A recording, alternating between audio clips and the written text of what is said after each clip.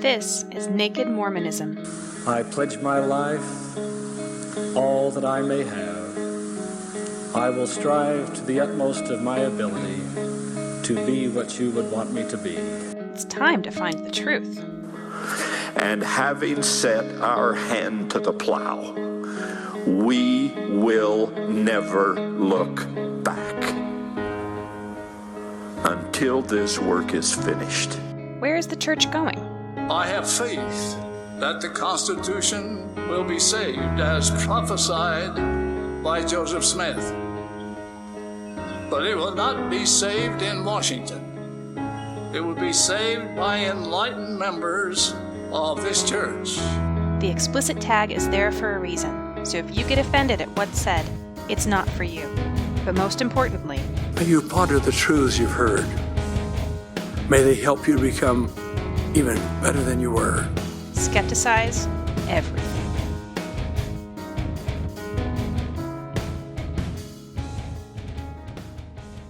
Welcome to episode 91 of the Naked Mormonism podcast, the Serial Mormon History podcast. Today is Thursday, February 22nd, 2018. My name is Bryce Blankenagel, and thank you for joining me. On this episode, Brigham Young and the Quorum of the 12 Apostles slowly trickle back into Nauvoo after their surprisingly successful mission trip in Europe. Joseph provides a divine revelation to Bloody Brigham, thus relieving him from any future mission trip duties. Zina Diantha Huntington and the entire Huntington family enters our timeline with a powerful visionary experience, kicking off her belief in the Mormon religion. The Huntington family make their way to Kirtland, Missouri, and finally to Illinois in spring of 1839, where Joseph and Zina become rather friendly with each other, in spite of Zina being half his age. Joseph's proactive heroism earns him one more deed to add to the column, leaving behind a legendary legacy. After that, we have on Michael Schaffer from the Reasonable Risk podcast. Let's get into it.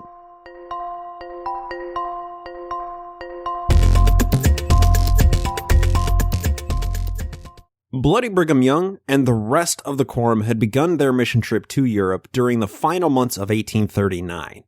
When they had left Commerce, Illinois, it was barely more than a swampland with a few hundred people scattered about, living out of their wagons or living in makeshift lean-to kind of shack things. People were dying daily from sickness and malnourishment. The Illinois government was showing slight favor to the persecuted minority in hopes of their settlement to boost the floundering Illinois economy.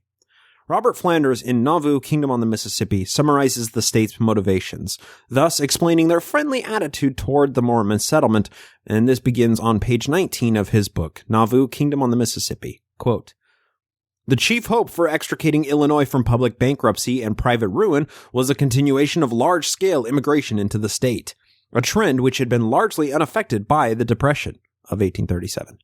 The Peoria Register and Northwestern Gazetteer said in 1840, quoting the news articles, quote, "The history, present condition, and future prospect of the state of Illinois furnish a theme for contemplation, which would have thrilled the bosom of an ancient historian with delight, especially the progress of settlement in the Illinois River region, and the multiplication of towns, orchards, and all the machinery of wealth and comfort has been so unprecedentedly rapid and exuberant that a Herodotus, a Tacitus, or Gibbon would be astounded at the recital." Back to Flanders. Another contemporary observer agreed, "Illinois is destined to be a great state, great in her political and moral influence, as well as in her physical resources. It is to be made thus through foreign influence, the influence of immigration. The canal laborers had swelled the stream of immigrants from abroad, and the flow continued.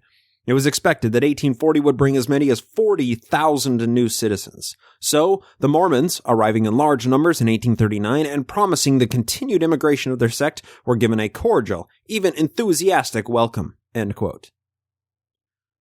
The Commerce, Illinois of autumn 1839 looked nothing like the Nauvoo, Illinois of spring 1841, when the Quorum and Bloody Brigham returned from their Europe mission trip.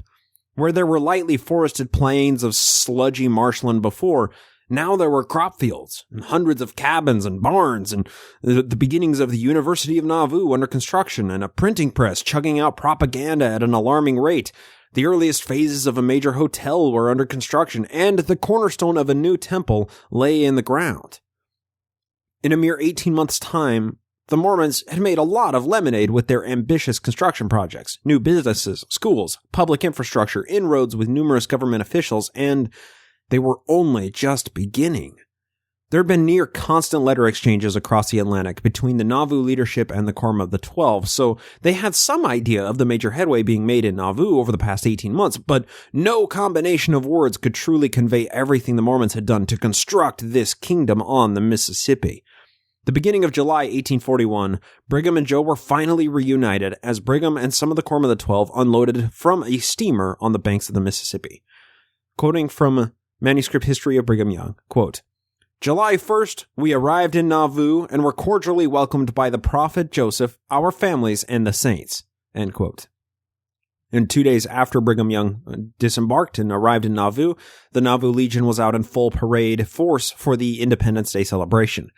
For the Quorum of the 12, who had left the Mormons when they were in absolute dire straits, to see how much Nauvoo had flourished in the 18 months since they left, and then to see the Legion in full uniform parading about the streets of Nauvoo, must have been a wonderful shock to their systems. What better way to instill hope and ambition in the minds of the Mormon leadership and occupy the jobless layman Mormon than to flex military muscles in a grand show with public officials in attendance? Another aspect contributing to the general optimism was the influx of immigrants from across the pond. Somewhere just over 100 Europeans had made the return trip back with the Quorum of the 12, or they were nearing Nauvoo on a steamer headed north from New Orleans. Talos was receiving a much-needed blood transfusion from foreign lands and was growing stronger with every new life force absorbed. That sets our scene for the summer of 1841. And now it becomes necessary to shift our focus slightly earlier in our timeline to incorporate another crucial individual in Mormon history. Let's take a step back and talk about one of the most prominent women in Nauvoo and Utah history, Zina Diantha Huntington Smith Young. This comes at a time when Zina Huntington's brother, Dimmick, was appointed to be Constable of Nauvoo. The Huntington family were among the trusted elites of Mormons in Nauvoo, but they were only relatively recent converts compared to other families who'd been members for close to a decade by this point. The Huntington family lived a peaceful Presbyterian life in Jefferson County, New York. That's roughly 100 miles northeast of Palmyra. The Huntingtons were visited by a neighbor who had just met with the Mormon missionaries. This neighbor lent them his copy of the Book of Mormon, and Zina vividly remembers embracing the sacred text at the pure age of 14. Todd Compton includes her reminiscences of that period in Zina's life in his book, In Sacred Loneliness. This is beginning on page 74 in Zina Huntington's chapter of In Sacred Loneliness. Quote, "Zina was away from home, attending school, but she heard about Wakefield's reports. When she returned home, she wrote," now quoting Zina, quote, "I saw the Book of Mormon, that strange new book, lying on the windowsill of our sitting room. I went up to the window, picked it up, and the sweet influence of the Holy Spirit accompanied it to such an extent that I pressed it to my bosom in a rapture of delight, murmuring as I did so, 'This is the truth, truth, truth!'" Back to Compton. "The mere idea of a new scripture was intoxicating to her." End quote. The Huntingtons joined the Church of Latter-day Saints a few months later, and Zina herself was baptized by Hiram's sidekick Abiff Smith in August of 1835. Soon after joining, Zina partook of the gifts of the gospel alone in the woods and had a powerful experience. This is from later in her chapter in Compton's book. Quote, "The gifts of the gospel were manifest for the first time I ever sang in tongues after baptized into the Church of Jesus Christ of Latter-day Saints. Around me was a light as the blaze of a candle. I was surrounded.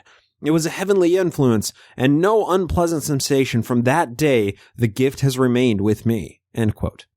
That gift is glossolalia. Now, in reading through Zina's account of this visionary experience, I have a hard time telling any major differences between her spiritual experience and that of many other accounts left behind by Mormons and non-Mormons alike at this time. Zina saw some incredible stuff out in the woods, and her father had been praying back in the early 1830s for God to show him the one true religion, after which he concluded that none of the religions were true. Does that sound familiar to anybody? The Huntingtons subsequently moved to Ohio after they were converted, and then to Missouri for the brief year of 1838 that the Mormons inhabited the land. The Huntington family was one of the last to leave the state of Missouri during the Mormon exodus to Illinois. Before we broach the details of the Huntington family leading up to 1841, we need to introduce another subject surrounded by some level of controversy in Mormon history. Zina Diantha Huntington was a prophetess, as was her mother, Zina Baker Huntington. I offer a few examples of prophetic abilities being endowed upon these two women in early Mormon history. And when I say prophetic, it's somewhat synonymous with priesthood powers, priesthood abilities. You'll see what I mean. Zina Diantha's mother, Zina Baker, raised a person from the dead. This is from Compton's book, again, in Zina Diantha's chapter. Quote, "One night, she was called to sit up all night with the body of a neighbor," that's Zina Baker, Zina Diantha's mother, "pondering power, faith, and the possibility of the dead being brought back to life now, as well as in the days of the apostles. She felt that she had the faith to call the neighbor back from the dead. When she laid her hands on him, the dead man obeyed and opened his eyes full wide and gazed into hers. This was too much for Zina Baker, and she rushed from the room. The corpse lapsed back into lifelessness. She later explained to her children that the man was not meant to take up this mortal life again, but God had allowed his momentary revival to show her that these signs do follow them that believe." End quote. According to her own account, Zina Baker Huntington rose a man from the dead, if only for a fleeting moment. I'll share a brief story that I remember my mother telling me when I was a kid. She was plucking a chicken to prepare it for dinner one night, and when she pushed her hand down on the chicken's chest in order to hold it down to pull the feathers out, the bird came back to life with a demonic chicken whisper from beyond the grave. Freaked her out, totally, she lost her mind, and she didn't know what had happened. So she went running into, her mom, my grandma, for comfort. My grandmother then took my mom out to the vocally reanimated chicken corpse and illustrated to my mother that the chicken simply still had air trapped in its lungs by pushing on its chest again, just as my mom had done, causing it to make the same noise which had chased my mother from the corpse in the first place. So, it seemed demonic and evil at the time, but once you investigate something, it tends to lose its supernatural mystique. This corpse that Zina Baker was caring for didn't reanimate unless that person was comatose and then spontaneously gave some dying gasp when the light was, finally dying. She may have been seated next to it and dozed off for a brief moment and dreamt she had healed him, waking from her slumber with a great startle, unable to tell the difference between reality and a dream while in this sleep-deprived state, because she had probably lost a bunch of sleep caring for the man before he had passed away. This whole story, this is granting that the story actually happened, but we don't even have to do that. The whole thing could be completely apocryphal, just fabricated to forward an agenda. Zina Diantha, Zina Baker's daughter, did become one of the most powerful women in Utah along Eliza Snow. Each of these naturalistic explanations for supposedly raising a dead man for a few minutes, each of them renders Zina Baker's claim to divine healing power increasingly obsolete and less believable. However, Zina Baker's daughter, Zina Diantha, that's who we're focusing on, similarly held some prophetic or priesthood powers which were seemingly much less miraculous but equally compelling when it comes to Mormon prophetic power. After her visionary experience in the forest, Zina Diantha acquired the power of glossolalia, which she cherished for the rest of her life. Many early Mormons, beginning in Ohio around 1831 to 32, all the way into the 20th century in Utah, considered glossolalia to be a divine gift. Now, glossolalia, of course, is the scientifically accepted term for people speaking in tongues, or babbling, as it's colloquially referred to. But apparently, if people simply revert their minds to their prelingual state of infancy, they somehow feel the power of God, and that makes me kind of wonder if every baby before they learn language feels the power of God constantly up until the point that they start speaking in real sentences. Anyway, that doesn't really matter, I guess. But here's a bit about the personality and character of Zina Huntington. This is written by Emmeline B. Wells, included in the 1901 edition of the Improvement Era after Zina's death. Emmeline simply could not heap enough praise on Zina's legacy and her incredible curative powers when it came to administering sacred ointment to the sick. Quoting from Emmeline B. Wells out of the Improvement Era 1901 edition, quote, "She, meaning Zina Diantha Huntington, inherited many rare gifts of excellence that gave her influence and power among her fellow beings, and withal she possessed an indefinable charm and attractiveness that in later life made her a central figure in whatever place her lot was cast. This attractive quality matured with her years, as her good deeds multiplied. We can safely say of her, she went about doing good, administering comfort and consolation to the afflicted, binding up the brokenhearted. It was as if she carried with her the balm of Gilead and sacred ointment. In the sick room, she was a ministering angel, having always something to suggest that would be soothing and restful. She was a natural nurse, and she invariably inspired confidence, in many cases one of the most successful remedies. No other woman knew better what to do when death came into a home, nor was ever woman calmer in the midst of excitement. Innumerable are her good deeds, her acts of kindness, her sweet charity. In more than 55 years' acquaintance, often under trying circumstances and adverse conditions, she proved ever the same gentle, loving, tender, sympathizing friend and sister. I have been asked many times since her demise, what were her chief attributes, her crowning virtues, her highest endowments, her greatest excellencies? It is difficult to tell wherein she most excelled. Her character was so well-rounded, her temperament was so even, and her sympathy with all suffering so intense, that her very presence was an inspiration in itself towards a higher and better life. Numberless instances might be cited of her ministrations among the sick, when she seemed to be inspired by some higher power than her own at an opportune moment, when courage and faith had failed in those around the sickbed. At such times, she seemed an angel of mercy in very deed. On one occasion, late at night, when the writer was apparently near unto death, and only young girls present, except dear, blessed Mother Whitney, who had been praying and interceding with the Lord for help in the hour of need, into the house and up the stairs to the sick room walked Aunt Zina, not knowing why she had come so late in the evening. Mother Whitney was kneeling in prayer, and all were weeping. Mother arose and exclaimed, "The Lord has sent you, Sister Zina. You can surely do something to save her." Calmly and without losing any time, she prepared restoratives, and soon there was a rejoicing instead of grief. The prayers were answered, and faith and hope revived.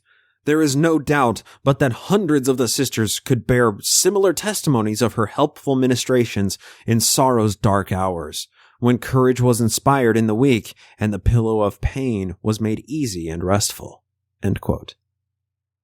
It's really hard to understand the argument that women shouldn't be able to hold the priesthood today when they were anointing and blessing the sick and curing them of what ailed them, just like the men were. Apparently, curative ointments work at the same rate, regardless of whether it's a man or a woman administering them. And maybe Mormon miraculous healing rates would be significantly increased if that olive oil that they use came from Zina's medicine bag, right? And really, that's a huge thanks to Emmeline Wells, because she provided that amazing biographical sketch. And, she gives us a bit of an insight into Zina's personality and what it was like to be in the same room with her.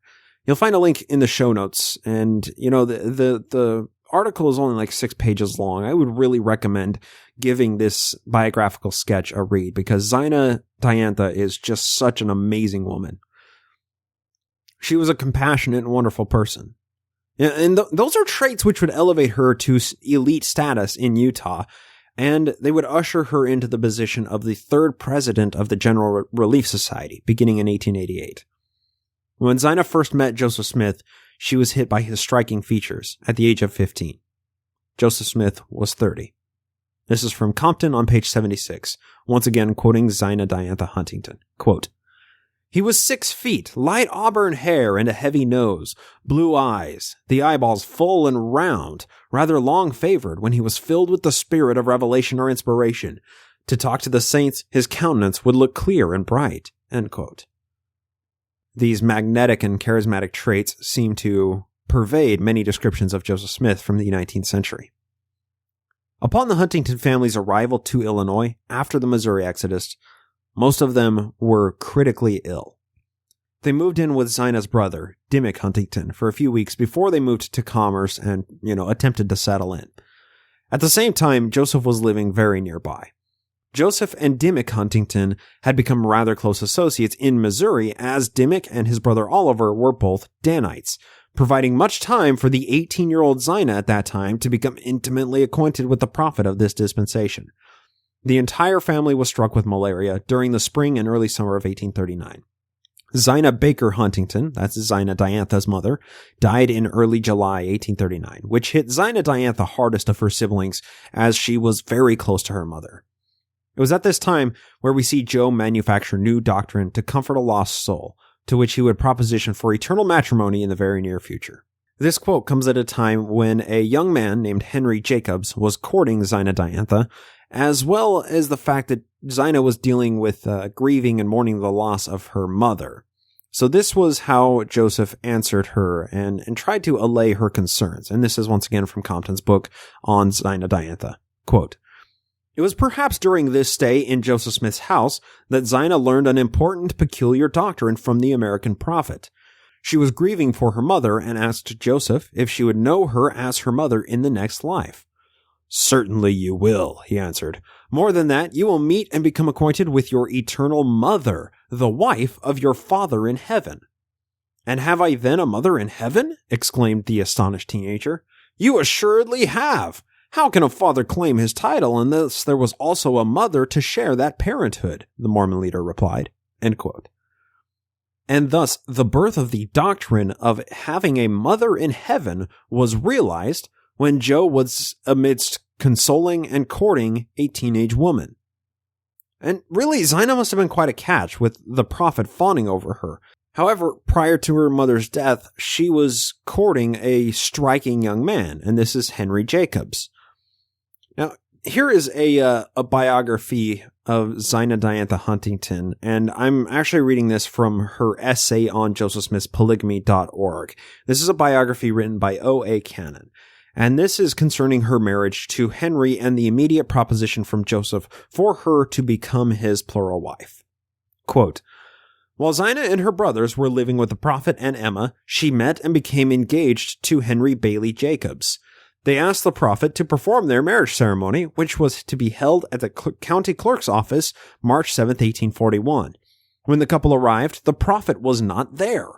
After a wait, they decided to ask the clerk, John C. Bennett, if he would perform the marriage, which he did. When the couple later met the prophet, Zina asked him why he hadn't come as he had promised. Joseph promising he would perform the marriage ceremony and they're just not showing up, ghosting him? What's that about? Joseph told her it had been made known to him that she was to be his celestial wife, and he could not give to another one who had been given to him." End quote. Isn't that amazing? And it's really not that hard to tease out that Joe didn't like it when his prey was being consumed by a younger rival man, right?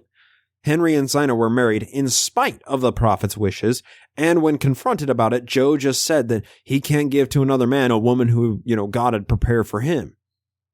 I mean, in this Nauvoo era of good feelings with so much good happening for the Mormons, Joe couldn't help but seek out his options and sow the seeds of drama and discord among his trusted elites.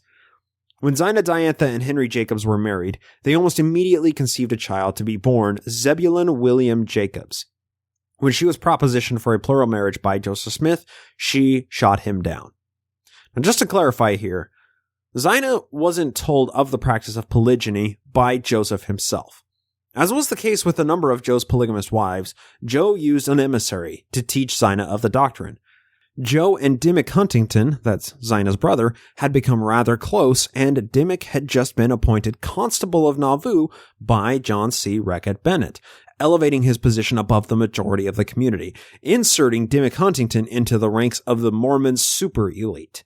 So, Joe decided to ask Dimmick to be that emissary, and Dimmick Huntington went and taught his sister about plural marriage to try and soften the blow when Joe went in to actually pop the question. Dimmick, he'd been a member of the Danites during the militia attack at the Crooked River in Missouri. He conformed with the prophet's wishes, and he educated his sister on the doctrine of polygamy.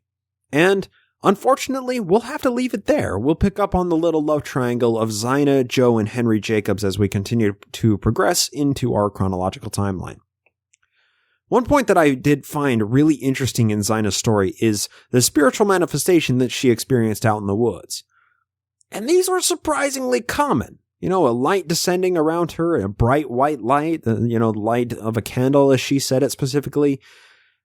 Found nestled into the history of the church, the Vogel edition, of course, was a excerpt that was actually removed into when it was compiled into the B.H. Roberts History of the Church in the 1920s. So it's been reinserted into the Dan Vogel Source and Text Critical edition of the History of the Church, and this is dated July 14th, 1841. Another couple who would soon migrate to Nauvoo had a similar incredible manifestation while they were in England, soon after they had converted to Mormonism. This is from the Vogel History of the Church, Volume 4, beginning page 379. Quote, Wednesday, July 14th, 1841, says Thomas and Sophia Tyler of West Bromwich, England, this is now quoting them directly, after returning from a prayer meeting at about 11:30, late at night, on walking into the garden, I beheld, as it were, a large brilliant star ascending and descending, and hovering and waving in the air. It presented a variety of color, and then changed itself to the brilliant form in which we first beheld it. The rays of it were extended as the rays of the sun. After this it expanded, and I beheld the face of a personage down to a little below the shoulder, and then all of a sudden it unfolded down to the loins. When this was done, the clock struck 12, and the vision instantly disappeared. We looked time after time, but beheld no more of it. But in the place appeared the form of an eye, very large, and within the eye was an appearance of the most horrid gloom. It seemed to me to surpass the sun for brightness, about as much as the sun does the moon. End quote. I mean, just examining this visionary experience, it happened after a prayer meeting. And these prayer meetings likely involved prayer, of course, singing, maybe a lecture from a missionary, but most importantly, sacrament. These people have a visionary experience, seeing some kind of floating orb of multicolored light descend over their heads and hover there for a while, waving about in the air, and then eventually it opens up to reveal the face of a human being and then the rest of their body, all after a prayer meeting late at night. I find this vision completely remarkable in my mind. And maybe I should qualify that, because visionary experiences like this are nothing new. People hallucinate things like this constantly all around the world every day, but still no verifiable video evidence has ever emerged of a phenomena like this. I guess my question would simply be, with so many of these spiritual and visionary experiences, like Zina Diantha Huntington had, like the Tylers in West Bromwich, England experienced, of the dozens of other accounts that are readily available with a quick Google search, why Joseph Smith? I can't escape this. Joseph's claims to miraculously seeing angels and then God in human form came from a world where this was surprisingly common. What was special about Joseph's spiritual visions as opposed to everybody else's? Why did his hallucinations garner thousands of followers when thousands of people prior to him had just as vivid of experiences backed up by the same lack of hard evidence? Well, Joe is the favorite visionary of millions of people throughout history. He's their favorite prophet. He's their favorite person who had a hallucination. And honestly, if we step back far enough, given the laws of statistics, out of thousands of claims of heavenly visitations, some of them had to become outliers and gain a following. That's just how statistics work. It's a matter of if we choose to view Joseph Smith through the lens of today as a singular example existing in a world of the 19th century Protestantism, or if we view his actions along a continuum of thousands of visionaries across hundreds of generations. And don't get me wrong, he has a pretty miraculous story when it's viewed alone and as a singular instance, but put into the context of the world from whence he sprang, Joseph's visions are absolutely nothing special. So what was it that did make him special? And I think that has to do with the man behind the visions. That description of Joseph Smith by Zina Diantha shows that he had some kind of magnetism to his personality, some kind of charisma. Now I'm going to share a little story about Joseph Smith that Joe Geisner recently shared with Marie and I on an upcoming My Book of Mormon podcast episode, and this is relating to a powerfully heroic act by Joseph Smith. During Joseph's trip to Washington, D.C. in 1839 to meet with President Van Buren in application for redress of the suffering of the saints, Joseph Smith's heroism was captured in a letter by an eyewitness to a set of events. Bob the Builder, Robert D. Foster. We haven't heard much from him in quite some time, but he was accompanying Joseph Smith in the trip out to Washington, D.C. and back. He was the doctor taking care of Sidney Rigdon, who was so sick that he couldn't travel for most of it. The carriage driver at this time had left the stagecoach and 4 horses to drink water while he went into the local tavern to get a drink for himself. The horses spooked, and they took off, and it was up to Joseph Smith to calm the passengers and to bring the carriage to a halt before they went careening off a cliffside. Now, this story of Joseph Smith being an absolute hero has been fantasized and built upon by later scholars and historians. And in 2012, a man named Shane Barker wrote a book titled, Did Joseph Smith Have to Take Algebra?, in which he fabricated something that makes it look more like Tom Cruise stopped the carriage than Joseph Smith did it. Here we go. From chapter 1 of Did Joseph Smith Have to Take Algebra? He takes some liberties. Quote, John, hold on. I'll try and get the horses. Joseph, no! Dr. John Bernheisel grabbed hold of a slatted seat as the speeding stagecoach bounced over a rut. You'll be killed! Joseph crouched in the door as the stagecoach careened over the bumpy road. A few minutes earlier, the coach had stopped at a country inn. Something spooked the horses after the driver stepped down, and they'd bolted. Now the animals were thundering down the road out of control, dragging the swaying, teetering stagecoach behind them. Joseph grabbed frantically at the doorframe as the coach lurched, nearly pitching him out. He glanced over his shoulder, and his eyes widened in horror. A terrified woman was staggering toward the opposite door with her baby. To save its life, the woman was about to throw the child from the coach. No, he shouted. Madam, don't! But she'll be killed, the distraught mother wailed. Madam! Joseph turned to Dr. Bernheisel. John, quickly, he shouted. Don't let her throw that child from the coach.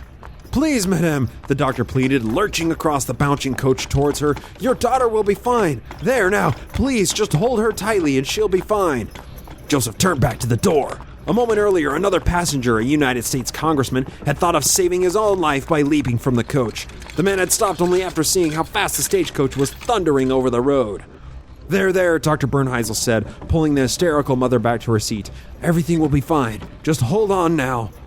Joseph took a deep breath and then climbed through the narrow door and pulled himself onto the roof, the coach bouncing and swaying beneath him. Trunks, boxes, and other luggage had been piled high over the carriage, and the prophet had to clamber over the bulky bags to reach the coachman's seat. The horses were running flat out in front of him, their nostrils flaring fiercely in the hot air as their hooves pounded the road. The coach dropped into a rut, tipping onto 2 wheels. Joseph grabbed frantically for a handrail, holding tightly until the coach righted itself, and then he reached for the reins. He pulled gently but firmly. Whoa there, he called out. Whoa now, whoa. The chuffing horses responded, tossing their heads and beginning to slow. Joseph pulled more firmly on the reins. He then reached down and eased back on the brake handle. Whoa there.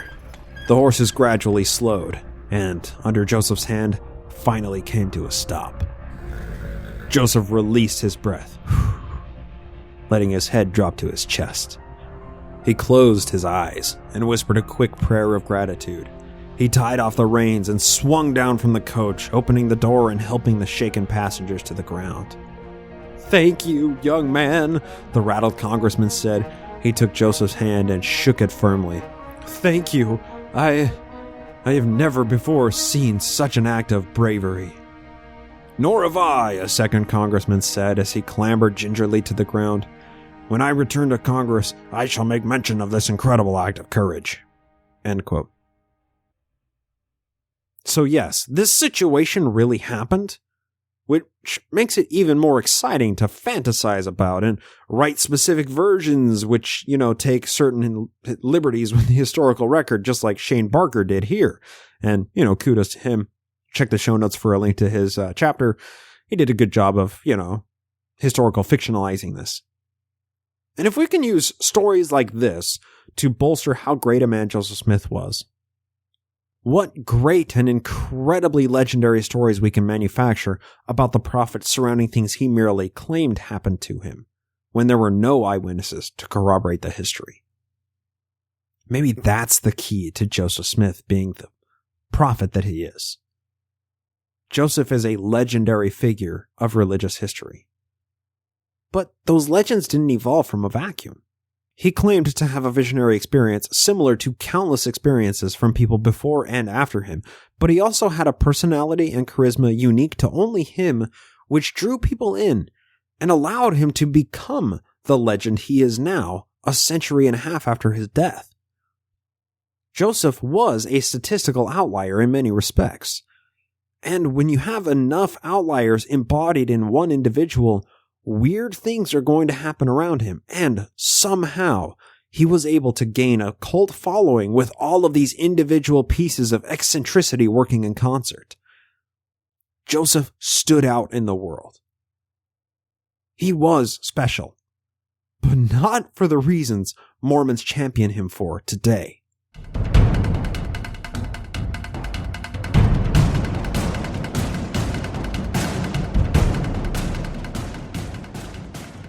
Longtime listeners of this show will know that we have a recurring segment labeled with MLM, the Mormon Leaks Minute. But here joining us today is somebody who's going to talk a little bit more about the better known version of MLMs, the multi-level marketings. Please join me in welcoming Michael Schaffer from the Reasonable Risk podcast. Michael, thank you for joining us today. Oh, hi, Bryce. I'm glad to be here. I've actually listened to you for quite a while, so it's always fun to join hosts whose voices I recognize. Absolutely. And I have to say, recently I listened to episode 25 of your show where you were talking specifically about multi-level marketing schemes and Ponzi schemes, and you made a quick reference to Mormons, and I couldn't help but think, there's a lot of unexcavated dirt kind of lying on the surface there that I'd like to really get into with you here. There sure is. That was, so that was a really fun episode. It was one that I had been looking at doing for quite a while, and just hadn't had the chance to do a deep dive like that. And this was my first deep dive episode, and I chose multi-level marketing, along with pyramids and Ponzi's, kind of wrapped them all together. So, okay, let's start at the groundwork here then. For someone who has never lived in Utah and is unfamiliar with MLMs, for somebody who doesn't know the terminology. We congratulate you. Yeah, really lucky you, but you probably also have been a victim of one without knowing, which, sorry about that. But tell us a little bit about what an MLM is, how it's structured, and how it differs from Ponzi schemes and these other, kind of large-based marketing schemes. Sure. So multi-level marketing, and it's referred to by different names. Network marketing has become one of the sort of alternate buzzwords as multi-level has gotten tarnished. And what it is at its heart is, rather than a company selling a product to a wholesaler who sells to a retail store or to a retailer that sells to a customer, instead they bring on what they'll call them consultants. They might call them agents. They might call them coaches. They can call them any number of things. But the idea is, you bring these people in to buy your product and also to become your salespeople.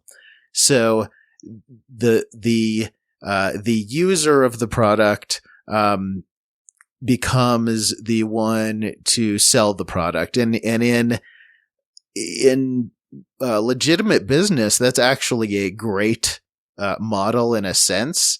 But multi-level takes it to literally another level where that person is then, they are sold not just on a product, but on the idea that this is actually a business for them. So rather than you see a company, say like Tesla, gives bonuses to their owners who refer people, instead it would be as if, Tesla was offering, hey, you get to become your own car dealer and you're going to buy a car from me and you're going to get a discount because you're my specialist and it's your own business. And then you're going to sell that car to whoever down the line. Right. And then also, hey, if you happen to get any consultants or specialists under you, that's when you get the big bucks, right? That's an integral piece to it. Well, so that's really the key. So a couple of key distinctions. So a pyramid scheme, a traditional pyramid, does not involve any product. It's simply invest money in this business, this pyramid scheme, invest money in the pyramid scheme, and then you get somebody down the line from you to invest that money, and that's how everybody gets paid back. In a pyramid scheme, it would all be, I guess you could say, above board. Everyone would know, hey, this is a pyramid scheme. Now, you can't actually do that. It's not actually illegal, even if you disclose that it's a pyramid scheme, to do one. But in this case, what they're doing is they're saying, okay, you get to sign up to run your own business, being my distributor. And then what you're going to do to make your profits just go through the roof is you're going to recruit some people to become your distributors. Mm-hmm. And on down the line. And hey, you know what? Before long, you won't even have to work. Everybody down your line from you is going to be the ones, they're going to be doing the work. And eventually you just sit back and collect checks. Well, and to be fair, the way that MLMs and these pyramid schemes are structured, that is the case for the people at the very top, right? But when somebody jumps into a pyramid scheme at the bottom level, they don't know where they are in this marketing. They don't know how tall the pyramid is. They don't know how many people are above them or below them. They know that there's nobody below them because the only place you can get in is at the bottom. Yeah, exactly. And it doesn't actually matter that much how many people are above them, because when you come into one of these at the, just regular old bottom level consultant, you're never going to be up into those huge earning ranks, because those, almost without exception, are people that were there before the company started. Yeah, of course.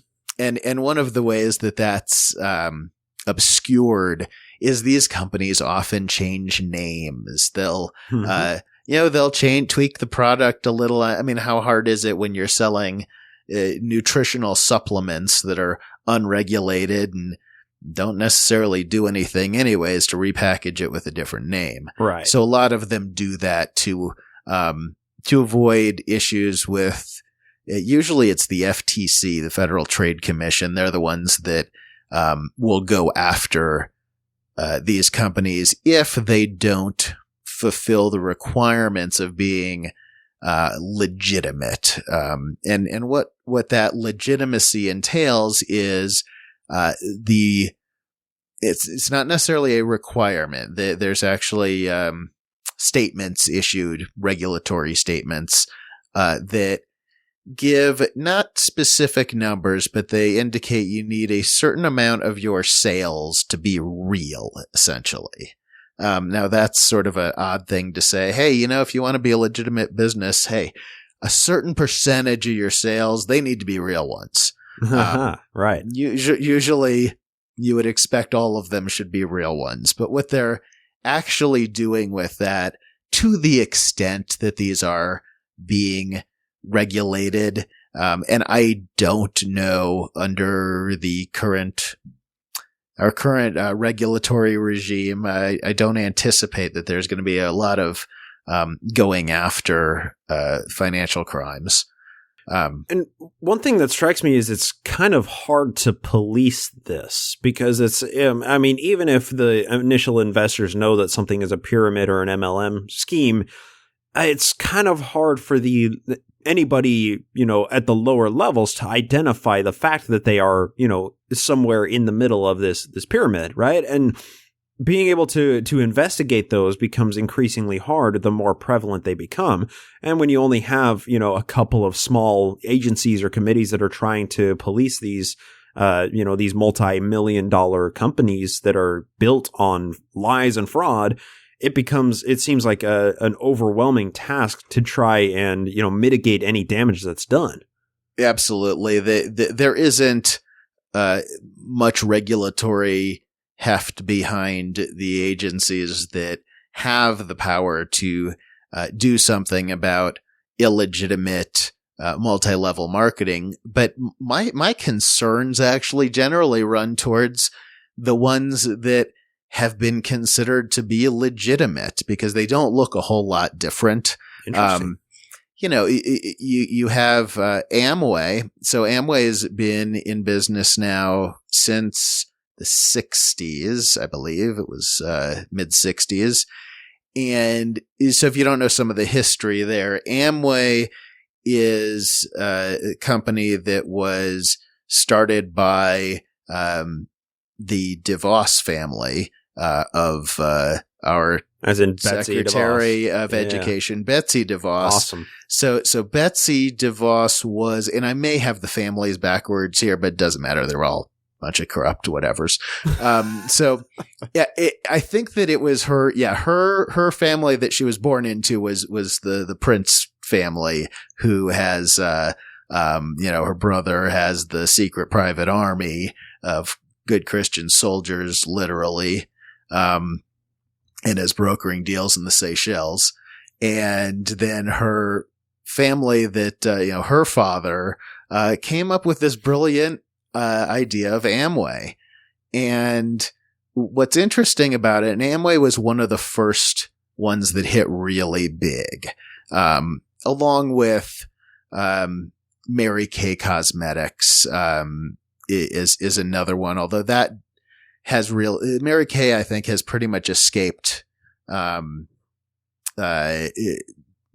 being slung at them. I think they're generally regarded as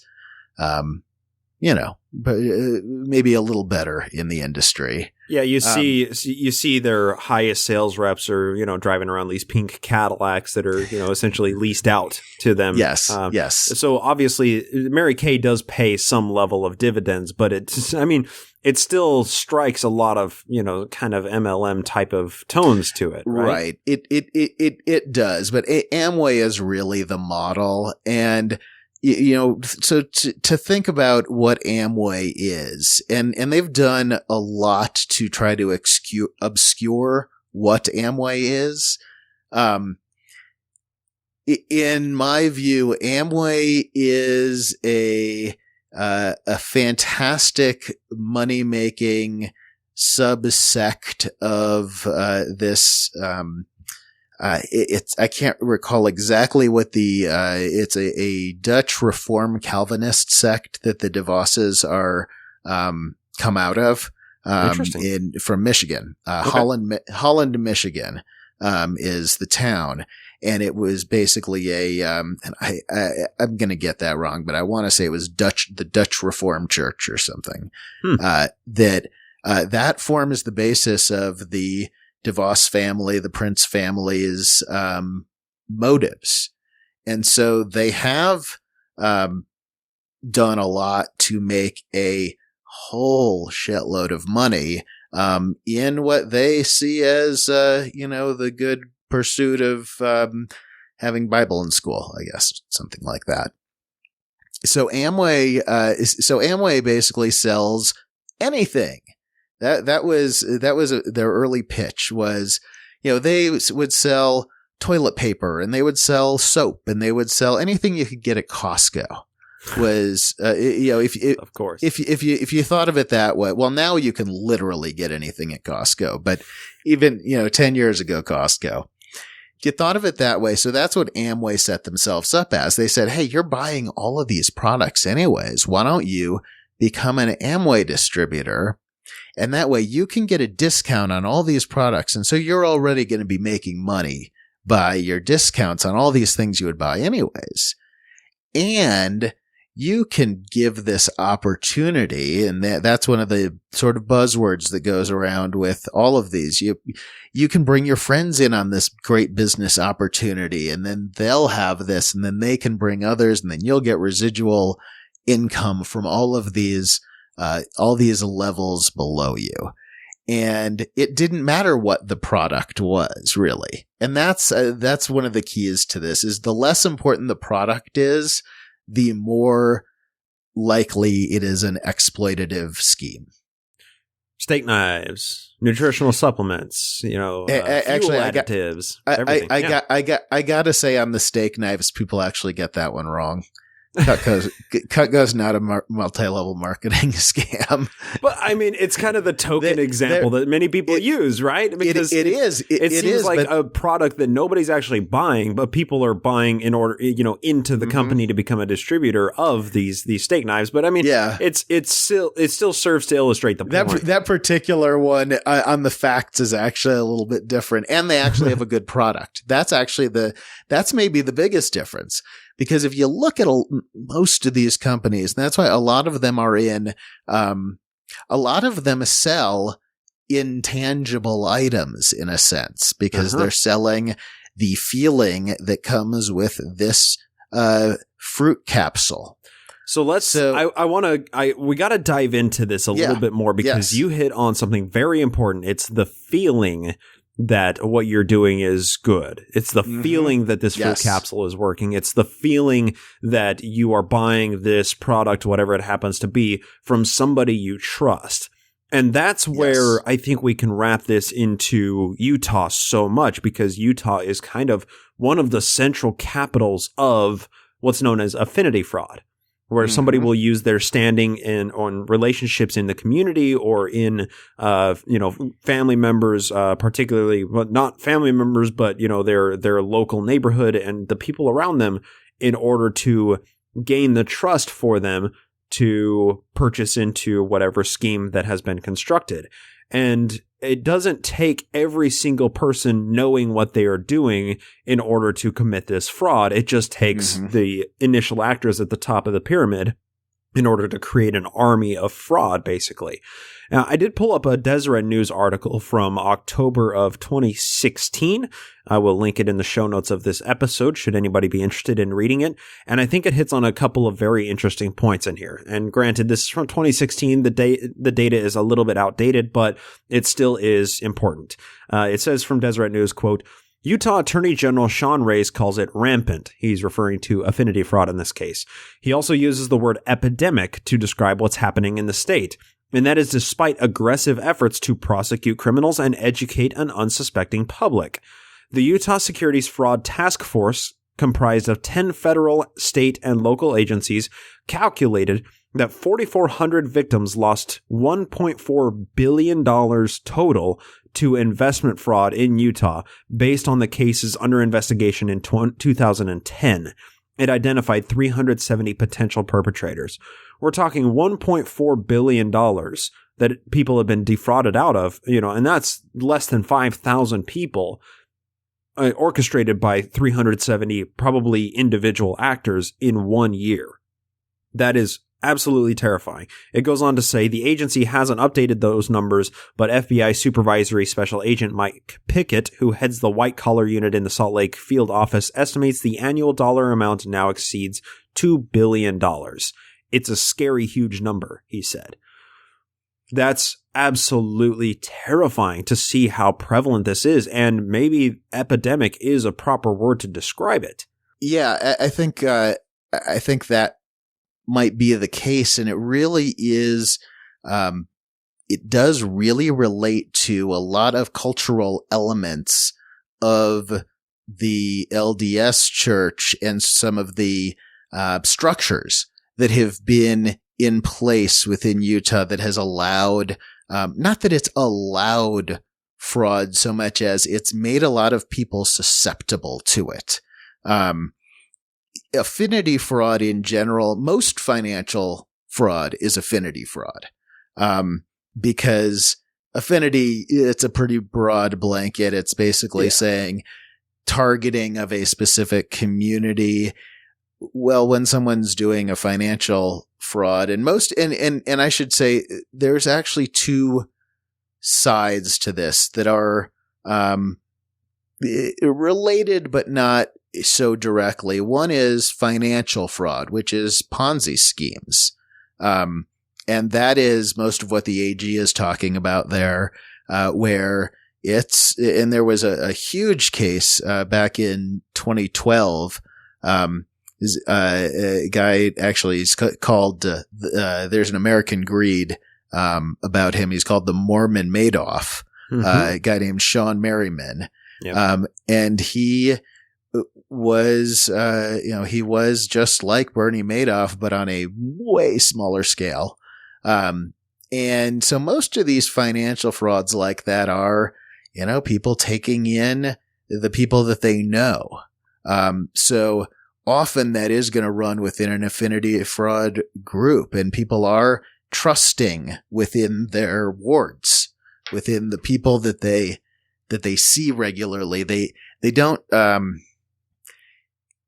not, the Mormon culture is one of trust within the community. Yes, absolutely. And the central focus of this article from which I pulled this data, it starts off talking about an elderly couple who invested into a Ponzi scheme.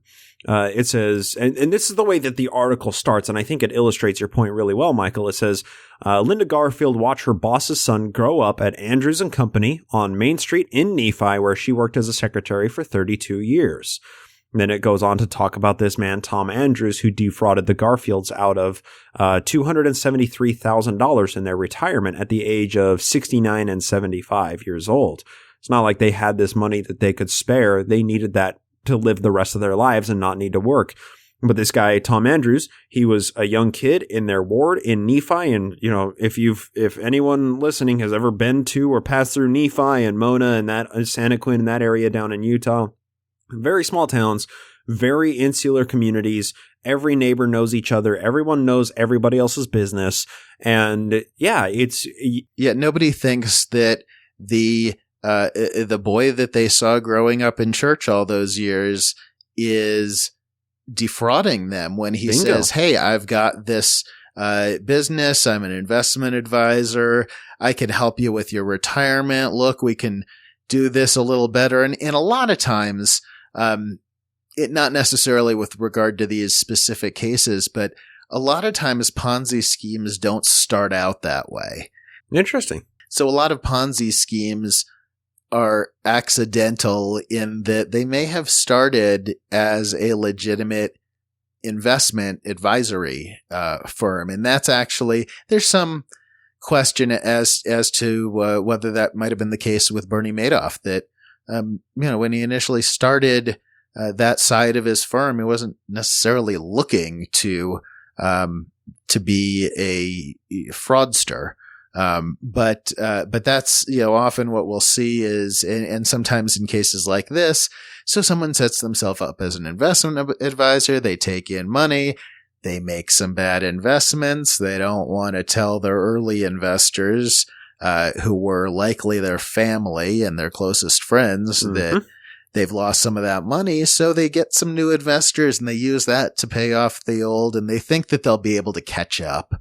And they never do. That's the scary part of this too. And another paragraph in here, it talks about this guy, Tom Andrews, and obviously he was at a state where he was unable to pay back some investments. And it goes to say, though his own secretary said he had trouble adding and spelling, Andrews, at the age of 40, used his long-standing friendships and personal demeanor, and so that's where the affinity part of affinity fraud comes in, to steal $9 million from his clients, including doctors, lawyers, businessmen, mom and pop shop owners, even the former Nephi police chief, until he was caught last fall, and that was in 2016.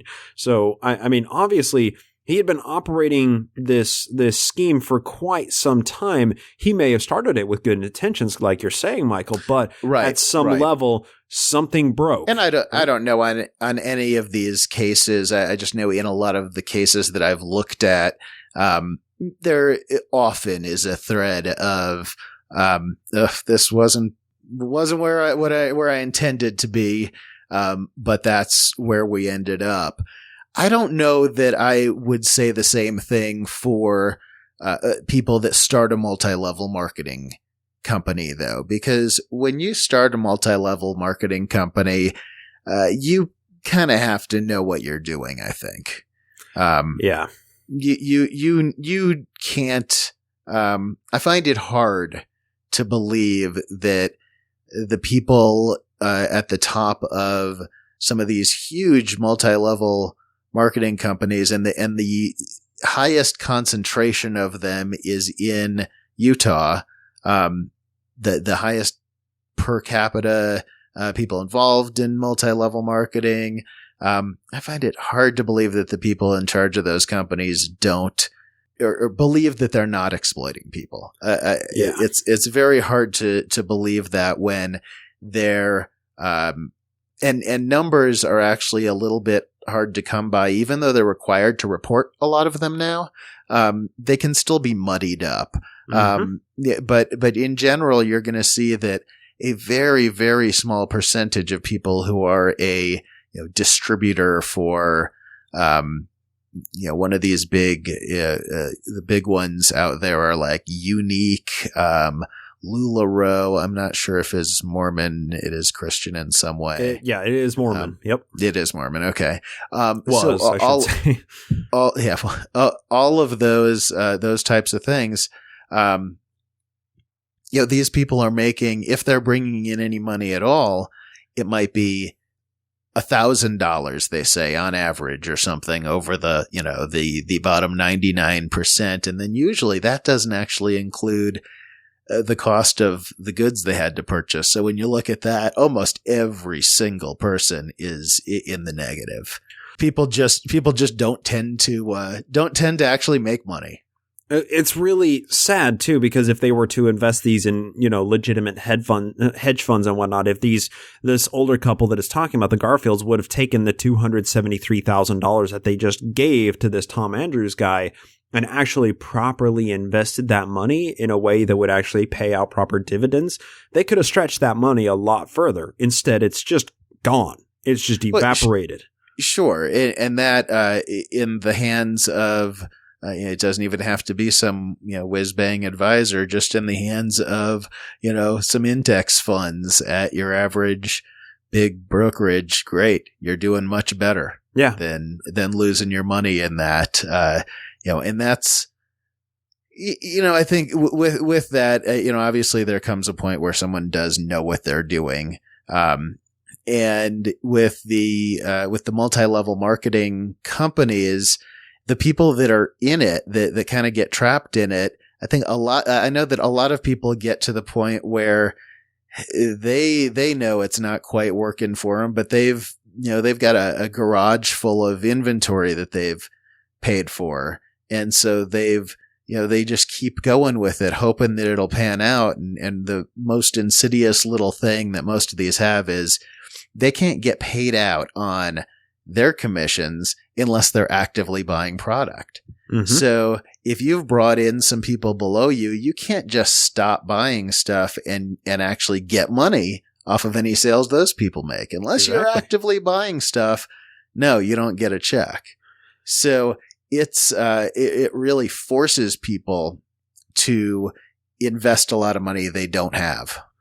Which is, and draw on second mortgages in order to do it, and, take out loans, credit card loans and whatever, borrow against their pension or whatever the case may be in order to make those ends meet, and then not realizing all along the way that they're only just digging themselves into a deeper hole.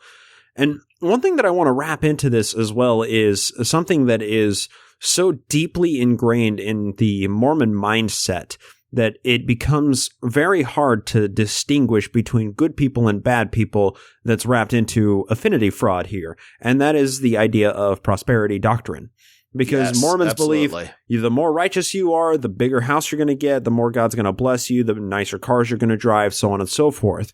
So they see that as cause and effect instead of somebody spends a lot of money on a big house And they are in massive debt for doing it. They don't see they create a cause and effect there where there doesn't seem where that shouldn't exist. We see that in other evangelical type of communities too, with absolutely. Southern Baptist type of communities, other places that are susceptible to the prosperity gospel message. Even though Mormons don't call it that, they very much identify with those themes. And it makes it a righteous pursuit for them to be entrepreneurial. And with these, it gives the wives who are stay-at-home wives are much higher percentage in Utah than in other places. It's something where they get to feel good about. They are building this business to contribute to their family, and it also gives them, some people to have a common goal with. And, they get the privilege of paying huge amounts of money to go to convention, rah-rah gatherings for it too, which, I'm sure they find fun. But that's part of the whole thing is those companies make much more money off of, selling their conventions than off of anything having to do with their products.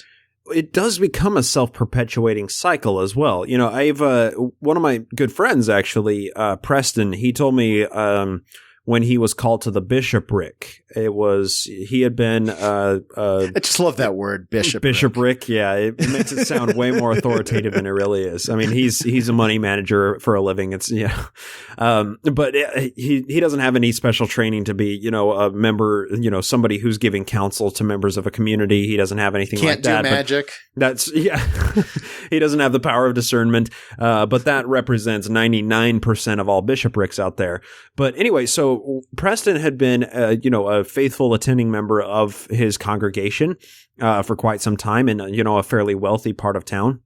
And he was just doing his thing, going to church every Sunday, living his life well. And then one day he got a wild hair up his ass, and I think he was going through an airport or something, and he had a few hour layover, and he decided to go into a suit shop and get his first ever tailor-made, like, super pimp-ass suit ever. And he got fitted to the nines. He got everything super nice, tight-fitting, good-looking. And, this guy is a former football player, so he's got the right build on him and everything. Good-looking guy. And he comes into church the very next Sunday with this sweet fitted suit, just looking like $1 million. And the very next week, he gets a call from the bishop saying, "We want to call you to the bishopric." And so, for his 10%. Yeah, exactly. I mean, you have this guy who was not distinguishing himself above and beyond the rest of the congregation until he buys a really sweet ass suit, and then suddenly, the Lord is blessing him with a nice suit. Oh, he drives a really nice car too. He's got a big house. We should bring him into the bishopric. And suddenly a person like himself finds himself in a leadership position in the church, and that's where it becomes this self-perpetuating cycle. And then somebody in his position, or somebody who is a member of the community who might be manufacturing or thinking of one of these quote-unquote investment opportunities that you and I are discussing this episode, they can use their stature in a bishopric or in the stake presidency or in the elders quorum presidency. They can use that point of, in their community. The people suddenly trust that person. Because God wouldn't call a person, a fraudster to a position in the bishopric. God is watching out for us. He's not going to let somebody who doesn't have our best intentions in mind into the bishopric. And suddenly you have a recipe for people getting bilked out of millions of dollars. And it happens all over Utah, all over in these insular Mormon communities, to the tune of that, 2010 number of $1.4 billion a year. And, later on in the article, it says $2 billion, after 2010. So that is where it becomes, I think, really insidious and kind of distressing. And there isn't really a fix to it, right? That's the worst part about all this is, educating people at the ground level can help, but it's really hard to identify when you are becoming a victim of affinity fraud while it's happening. It's usually after the fact that you realize it, looking back, and you say, oh, that jackass just stole $273,000 from me. Well, and it's often going to be somebody that it is going to be uncomfortable for you to accuse. Bingo. Of having taken advantage of you. You know, this is a respected member of your congregation. So, maybe you know, people are going to think, maybe, you know, maybe I'm just thinking about this the wrong way. That, you know, people are going to look for the answer that gives them the most comfort, which is probably going to be, no, wait, you're not sure yet. Just hold on. You know, let's not make a to-do about this. Absolutely. And I think that's one of the things that also really infects things on the side of the women that are recruited into the various MLMs, because they have they aren't encouraged to seek jobs outside the home, so True. They want to contribute something in that way, and then also they're going to be approached for it by some, you know, respected member of the sisterhood, who's going to tell them about this great thing. And so is that what they call it? Or no? No, I love it. I've just never heard it. You know, it's called the Relief Society, which, I mean, there's plenty of jokes that can be made about that. The Relief Society. Yes. That's what I call my bathroom. That's what I call my spank bank under the bed. But the sisterhood, I think, is a much better word for that. So sorry, continue. They get recruited by somebody that's high up in the sisterhood. It's funny. I think I use that word. I grew up Jewish, and they would have like sisterhood groups or whatever, which are, I mean, they're not as Stepfordy and freaky as a women's relief society, but some of the same kind of things. Those were those are a topic for another show. The Jewish sisterhoods are a whole different thing. But I think throughout the community, there's a reluctance for conflict, so that is a con artist's, you know, favorite thing is a mark that doesn't want conflict. It really makes their job easy.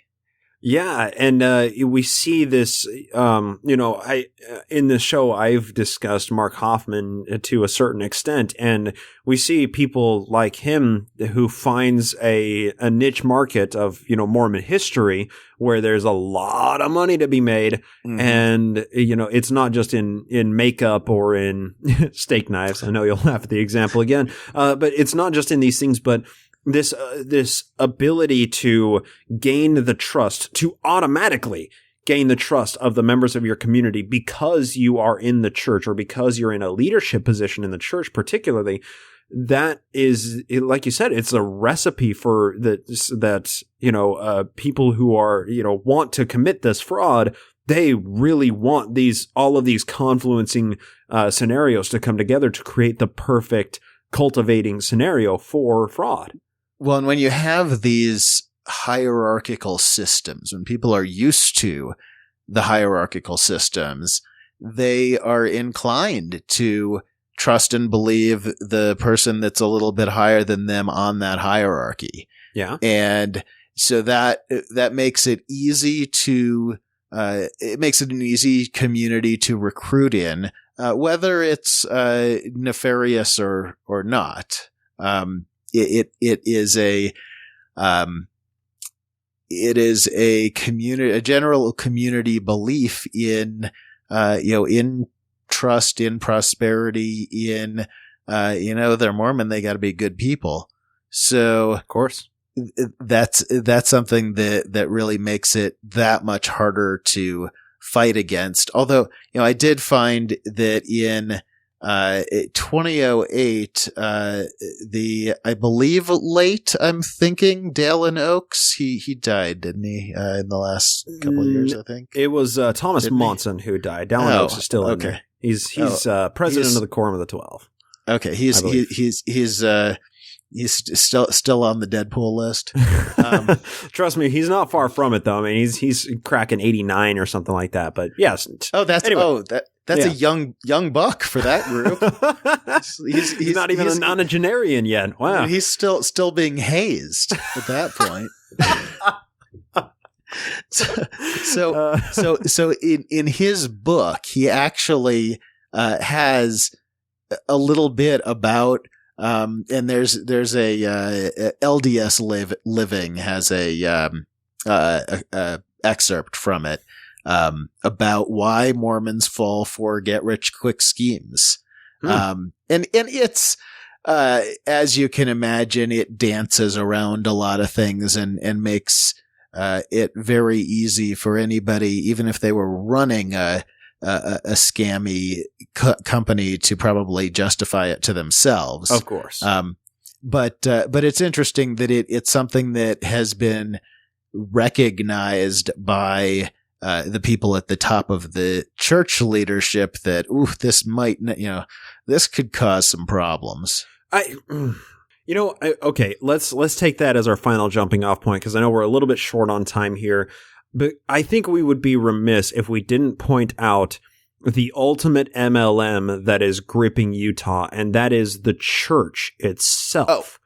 Absolutely. I mean, you have the a member of the Quorum of the 12 Apostles writing about, we need to watch out for these multi-level marketing schemes, but not looking in the mirror and seeing that he is part of a multi-billion-dollar industry that is built on selling an invisible product. And they make these clubs that you have to pay your 10% to get into. They say every member a missionary, so you got to go find more souls to bring to God. I mean, it strikes so many similar tones to all of these points that we say, this is obviously fraud. But they don't even have to sell. They don't manufacture a single product. They just create meeting houses for people to meet in. It's just baffling to me. And in that, they're actually more like a pyramid scheme than a legitimate multi-level marketing company. Fair enough. Because they literally aren't selling a product. I mean, unless if you can, say that your soul is the product or whatever the fuck, I don't know. Right. But, they are literally selling air and being very explicit about charging for it. Mm-hmm. And saying that you should go hungry in order to pay your membership fees. Like, it's very insidious when you build the need for membership fees so deep into the minds of kids and program them from a very young age. I mean, I remember at 5 years old, getting a $5 allowance from my mom and taking 50 cents and putting it in a tithing slip and filling out my tithing slip and handing that to my bishop once a month. I remember that distinctly happening many, many times as a child, and going to tithing settlement as a 6-year-old kid, meeting with the bishop at the end of the year, and him looking over my records and saying, okay, so it looks like we collected $3.50 from you in tithing this year. Is this a full and honest tithe, Bryce? Are you being honest with the Lord? I mean, it's very deeply programmed at a fundamental level in the minds of people who are not equipped to understand what's truly happening.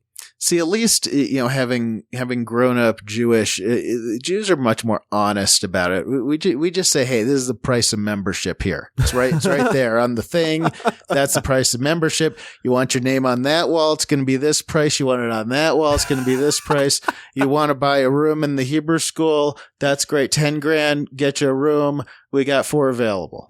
There's a menu of services and that's the way it's done. And it seems to work. That is the sound takeaway, and the central point we're getting to: transparency. Let's make it happen, yes, everybody. Michael, exactly. I want to thank you so much for coming on. This has really been a pleasure. Thank you for educating us about, some of the fraud and, some of the things we need to watch out for, and ascribing words and terminology to some of these things so we can keep an eye out for them.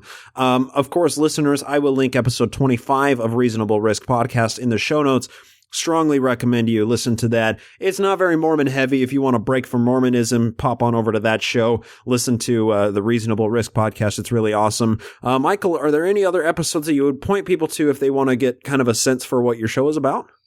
Well, yeah, all except the early ones where I really sucked. I think maybe stay away from the first few. I have a recent one, episode 29, I think it is. I had talked to Ross Blotcher from the Oh No, Ross and Carrie podcast.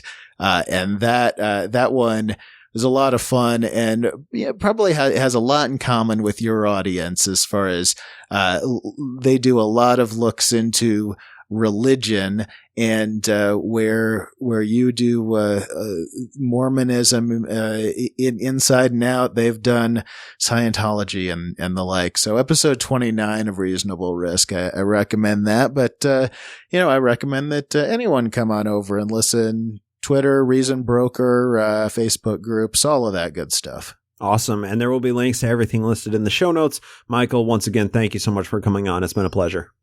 Thanks, Bryce.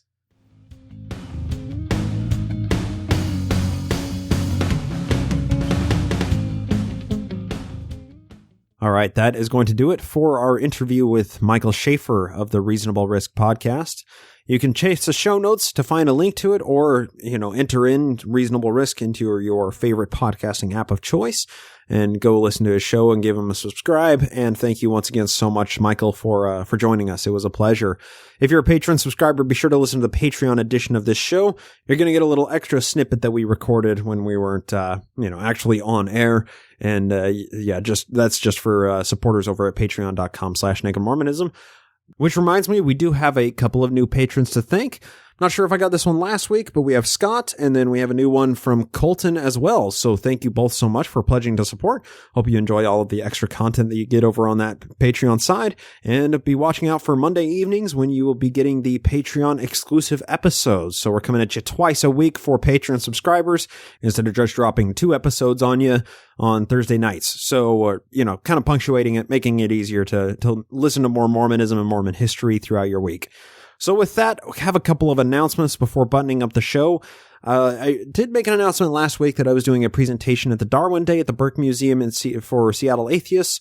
That video presentation should be up online fairly soon. It was really quite interesting. I was pleased to be on the roster with such incredible scientists and amazing people at an iconic location in Seattle, and to kind of introduce the entire day of a celebration of science and skepticism by kicking off the history of Darwin. It was a really good day and a really good set of presenters, and I want to thank so much George and Jatit for putting the entire thing together. It was a lot of work, and they did an absolutely smashing job of executing an amazing Darwin Day, and I look forward to attending next year.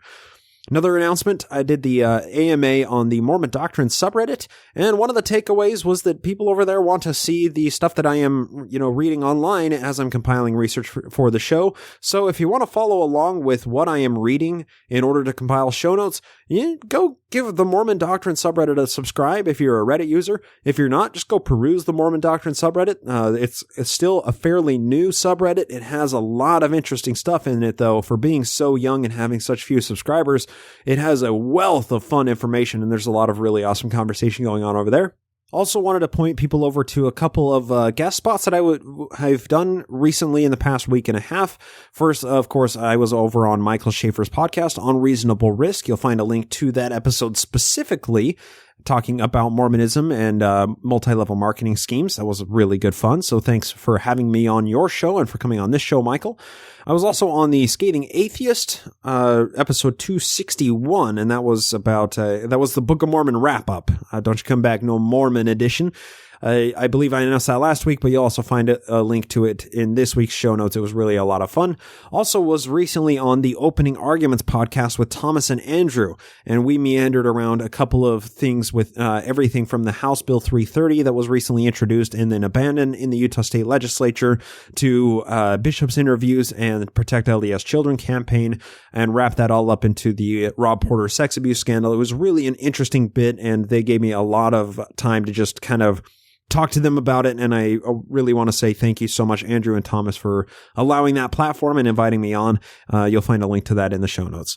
Also, another one, I was recently on the League of Nerds episode, I believe it was 198. You'll find a link to that in the show notes, where Natalie and James just threw questions about Mormonism and Mormon history at me, and we just chatted about the wackadoodle stuff that is wrapped up into the history of this religion and its current day belief system.